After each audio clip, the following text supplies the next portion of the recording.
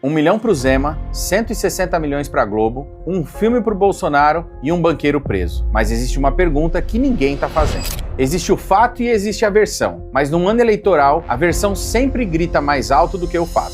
E por isso a gente precisa ter calma para separar essas duas coisas. Vamos lá, fato 1. Daniel Vorcaro financiou um filme sobre o Bolsonaro. Mas segundo a coluna do Lauro Jardim no Globo, esse mesmo Vorcaro teria bancado um filme sobre Lula e outro sobre o Michel Temer. Os 3 últimos presidentes do Brasil, todos eles com uma cinebiografia bancada pelo mesmo homem. A defesa do Lula correu para negar, e o produtor do filme do Michel Temer também.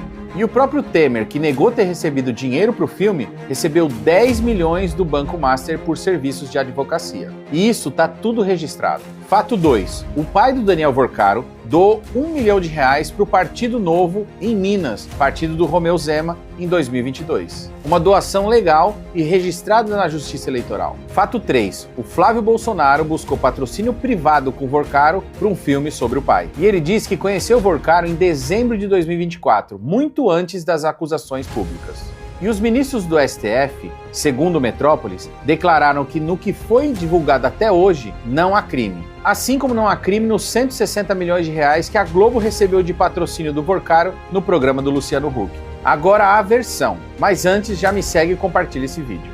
A versão é que o Flávio Bolsonaro virou escândalo nacional. Só que o Lula, Michel Temer, Zema, Globo, todos eles receberam doação do Vorcaro e viraram só nota de rodapé. Por quê? Porque a gente está em guerra. Em ano eleitoral, fato vira versão, versão vira manchete, manchete vira sentença. E o brasileiro precisa aprender a separar uma coisa da outra. E você quer um exemplo claro e atual de como isso funciona? A taxa das blusinhas. Agora a versão. Esse mês o Lula assinou uma medida provisória acabando com a própria taxa que ele criou. E o governo ainda posta nas redes sociais que acabou a taxa das blusinhas, que o governo está do lado do povo.